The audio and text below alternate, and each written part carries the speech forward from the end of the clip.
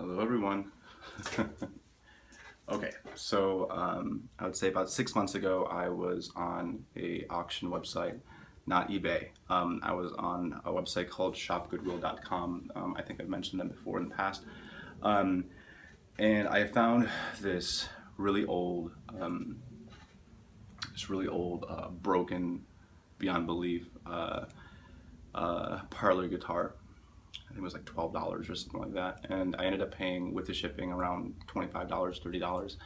And long story short, I had to strip it, or rather refinish it.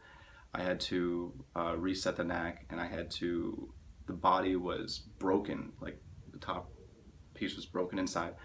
I had to refinish all of that. I have pictures of it.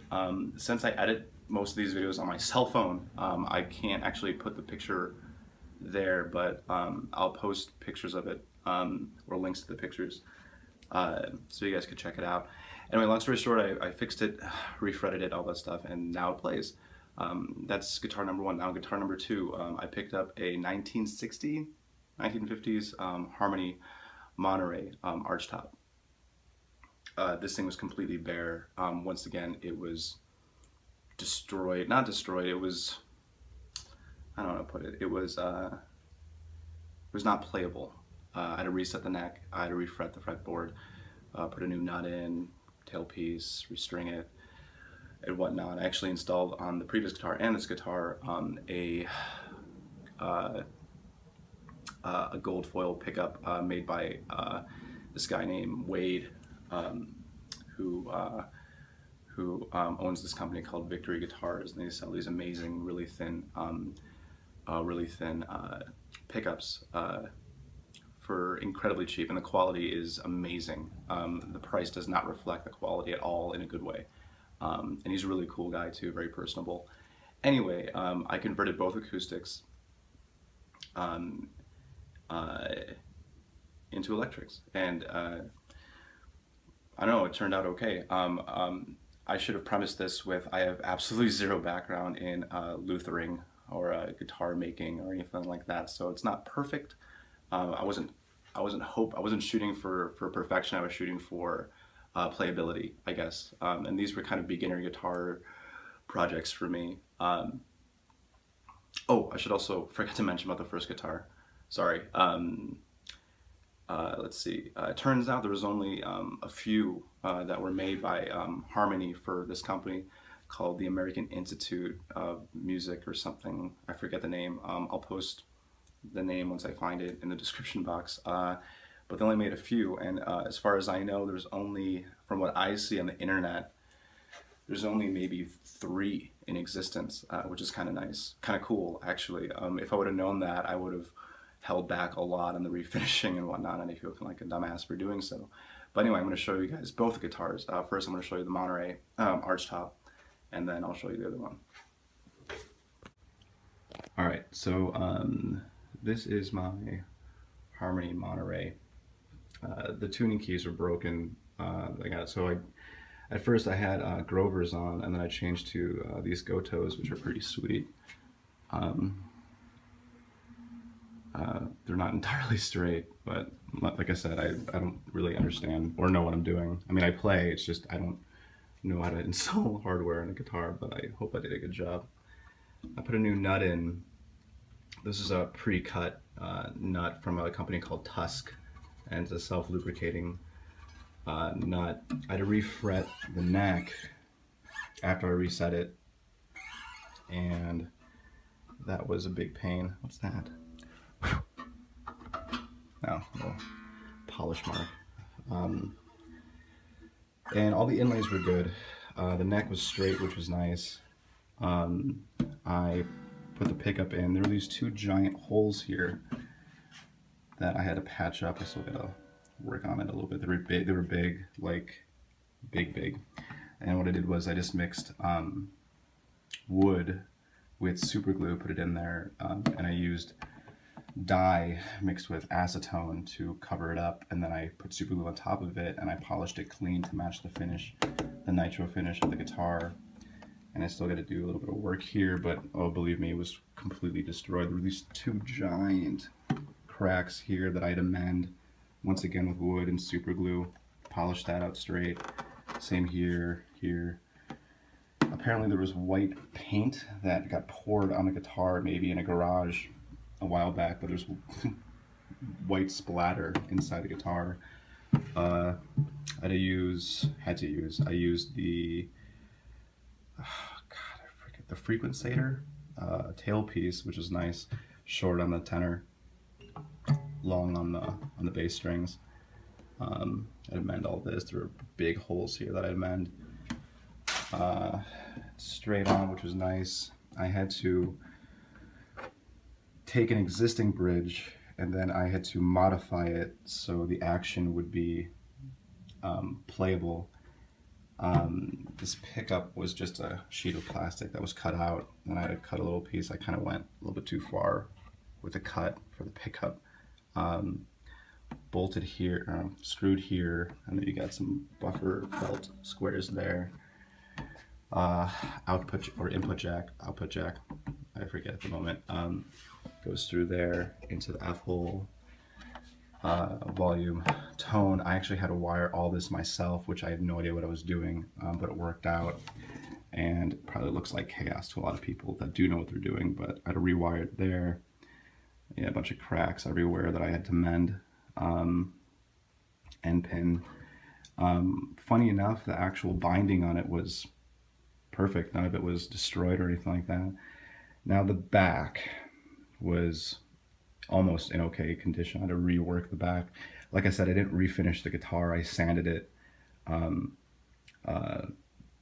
polish sanded it actually to keep the original finish, and I didn't go through the finish, which was nice. Any patchwork that I did was purely super glue. I didn't use any paint. Reset the neck. I gotta polish that out. Rework the back. The back was torn up. I gotta still finish that. The graphics on the headstock were still intact, which was nice, and it still has that cool original look of age and all that stuff. Funny thing about the back piece, I can't really find it right now, but there's a stamp on all harmonies and a lot of arch tops from back in the day. This one, the serial number, rather the stamp number letter thing that tells you what kind of guitar it is actually wrong. It's actually for a different guitar. And from what I researched, what it means is that they put the wrong back to this guitar, and I guess it was common because they were taking the pieces and putting them like on big, I guess, pallets or whatever when it was coming down the assembly line. Then ever so often one or two of them would get misplaced, but they looked so similar and it was the same size that they had the wrong stamp put on the guitar. So this is a Monterey, but the stamp says it's something different. I forget which guitar that it was actually supposed to go to. So this is actually the wrong back. It's not super common, it's rare, but you know, it's been seen a few times. This one was surface mountable pickup from Victory. I'll plug it in another video, but other than that, it plays well, and as well as the intonation is actually awesome. It's nearly perfect. I say nearly perfect because there's no such thing as perfect intonation. But yeah, it's great. The action is it's a little high, but it works, and it plays great. I'll post another video of me actually playing it. I'm kind of in a hurry, so I have to grab the other guitar and show you guys that. So yeah, this is a 1960 Harmony Monterey that I fixed up. Okay, so this one is a 1935-1936 Parlor guitar. I had to refinish it and sand it down to the wood.